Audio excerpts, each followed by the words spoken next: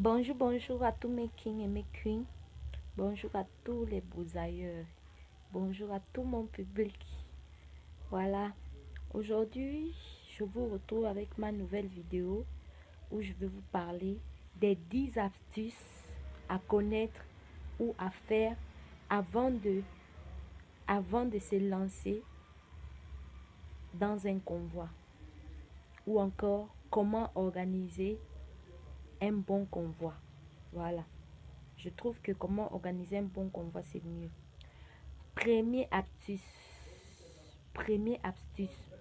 Il faut cibler un bon polo. Vous avez venu me dire que voilà, c'est ce que je trouve à conseiller. Vu que quand on vous parle, j'ai déjà fait des vidéos où je dis aux gens, où j'explique aux gens les conditions de l'aventure, où je dis aux gens que la route de l'aventure n'est pas facile. Aller choquer l'ombeng, c'est pas facile. J'ai même déconseillé les gens.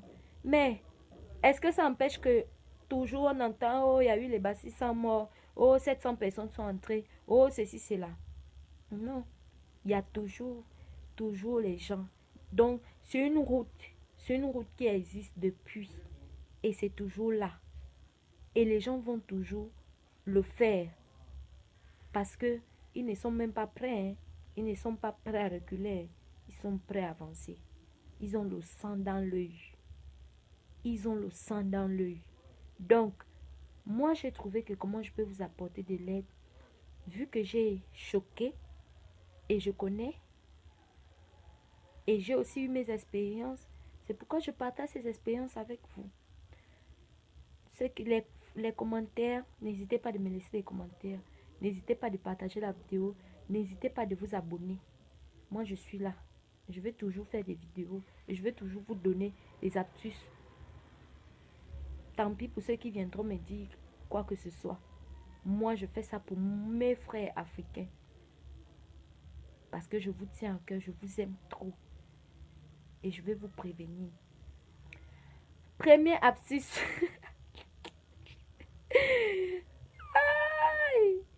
Premier astuce. Tu cibles ton polo. Tu comprends, non? Tu cibles ton polo. Si tu ne peux pas cibler le polo, non. Tu mets le paquet au sol. Tu organises avec le clochard. Tu comprends? Tu organises avec le clochard. Si tu ne veux pas organiser avec le clochard, non. Mais en tout cas, tu pas choquer avec le halit.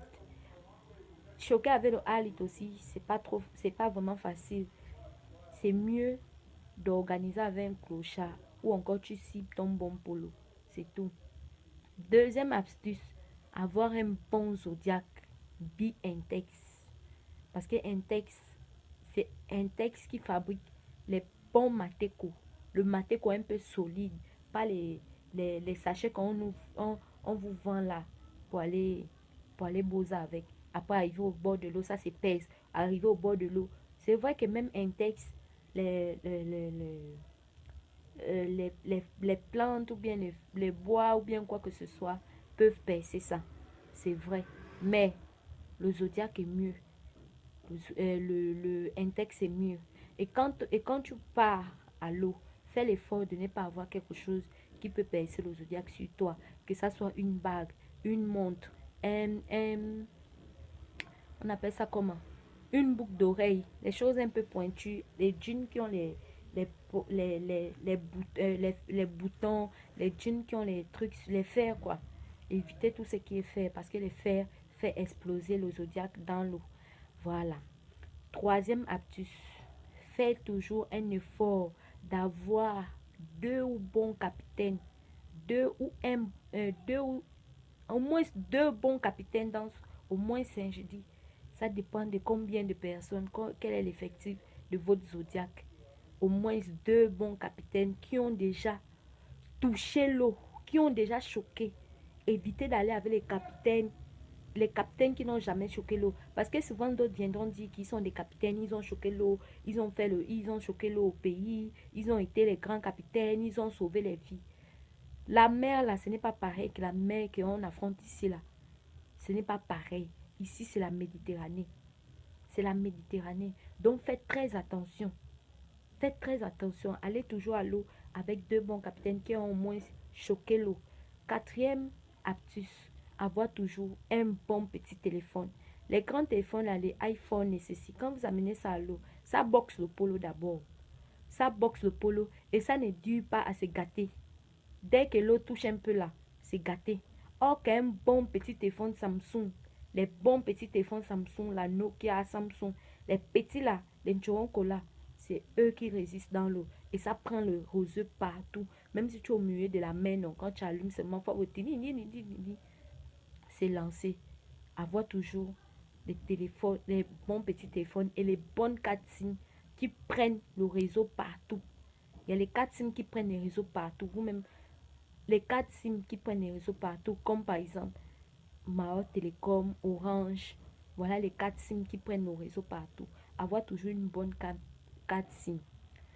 Maintenant, cinquième astuce, il faut toujours avoir une boussole. Avoir une boussole ou encore un sifflet. Vous accrochez le sifflet au cou, ça ne coûte rien. Vous faites entrer dans votre t-shirt. Vous faites entrer dans votre t-shirt. La boussole là va vous permettre, parce que vous ne savez pas à quel moment peut-être vous allez revenir ou bien ce qui, on ne sait jamais. Ça c'est pour déjà assurer au moins un peu votre sécurité. Le sifflet va vous servir si vous voyez peut-être un bateau, vous pouvez siffler pour demander de l'aide ou encore pour signaler que vous êtes là, un truc comme ça. Parce que même la Croix-Rouge peut venir passer à côté de vous sans vous voir. Mais si vous avez un sifflet, ça va vous permettre de siffler et ils vont entendre le bruit du sifflet, ils peuvent s'approcher et vous sauver les vies. Avoir toujours la boussole. La boussole vous permet, parce qu'à un niveau, quand vous êtes dans l'eau, vous ne connaissez pas où est la gauche, où est la droite, mais avec la boussole, avec l'aide de la boussole va mieux vous orienter. Sixième astuce, avoir toujours des partenaires posés et concentrés. Parce que pour mieux faire un bon bousin, c'est pas le fouma-fouma. Il faut être posé, il faut être concentré. Il faut savoir pourquoi tu es là. Il faut savoir pourquoi tu es là. Pourquoi tu prends ce risque-là. Pour éviter les gens fouma-fouma, arriver au bord de l'eau, d'autres se battent, d'autres tapent l'océan, d'autres font ceci. Vous comprenez? C'est pourquoi il faut toujours avoir des partenaires posés et concentrés. Ok, septième astuce, il faut toujours avoir au moins 2 ou un ancien dans votre convoi. Parce que si vous partez tous les nouveaux, les nouveaux arrivés au bord de l'eau, rien que la première vague, quand ils voient la première vague, ils tapent l'océan. Mais au moins, s'il y a un ancien, l'ancien là va au moins essayer de calmer les nouveaux. Il va vous dire que non, ça ne tue pas, c'est rien, il n'y a rien. Et il n'y a rien vraiment, hein. Il n'y a rien vraiment. L'eau est tapis. L'eau est tapis. C'est vrai que c'est un grand risque. C'est un grand risque. Il faut juste être courageux. Il faut être fort. Il faut savoir. Il faut savoir d'où tu viens. Il faut savoir pourquoi tu fais ça. Donc, il faut toujours avoir 2 anciens dans votre convoi. Ok. Huitième astuce. Il faut toujours être tous de même esprit. Vous comprenez? Dites-vous d'abord que celui qui est en face de toi, c'est ton frère. C'est ton frère. Même s'il court, qu'il te piétine, soyez tous de même esprit. Soyez tous en harmonie. Aimez-vous les uns et les autres. Vous comprenez? Aimez-vous les uns et les autres. Êtes toujours de même esprit. Êtes toujours en harmonie.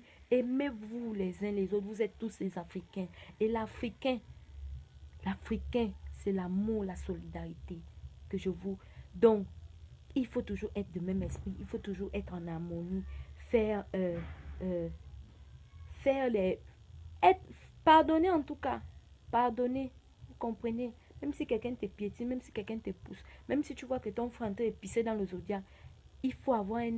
Comprends-le, parce que ce n'est pas facile et vous n'avez pas le même corps. Vous n'avez non plus le même esprit. Toi, tu peux être d'esprit fort, lui peut être d'esprit faible. Faut pas vous faire du mal.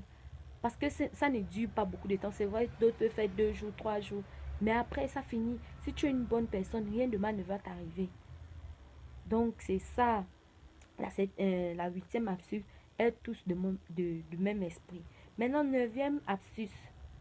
Faire la concentration le dernier jour ou bien avant ou à la veille. Faire la concentration. Ne pas voyager avec des gens que tu ne connais pas. À part si c'est un connection man qui vous lance. Parce que le connaissement, lui, il organise déjà tout pour vous. Faire la concentration. Et en faisant la concentration, vous faites les sacrifices. Parce que ce que vous partez affronter là, c'est la nature. C'est la nature. Quand on ne vous demande pas que vous faites des sacrifices, c'est interdit. C'est pas interdit. C'est pas interdit. Ce n'est pas interdit. Pourquoi c'est que de notre tradition, on dit toujours c'est interdit? Les traditions des autres, mais on nous oblige à les faire. C'est pas interdit de faire des sacrifices. C'est pas interdit. Faites des sacrifices parce que c'est la nature. C'est la nature. Vous partez affronter la mer. La mer, c'est pas un jeu. Dans la mer, il y a un peuple. Donc, il y a un peuple en dessous. Donc, il faut faire des sacrifices. Leur demander que vous voulez passer des concentrations, des sacrifices. Et vous allez voir. Il faut faire des sacrifices, il faut faire des concentrations. Dixième et dernier astuce. Respecter l'effectif. Ça, c'est un point vraiment très important. Respectez l'effectif si vous voulez vraiment bien organiser votre convoi. Respectez l'effectif.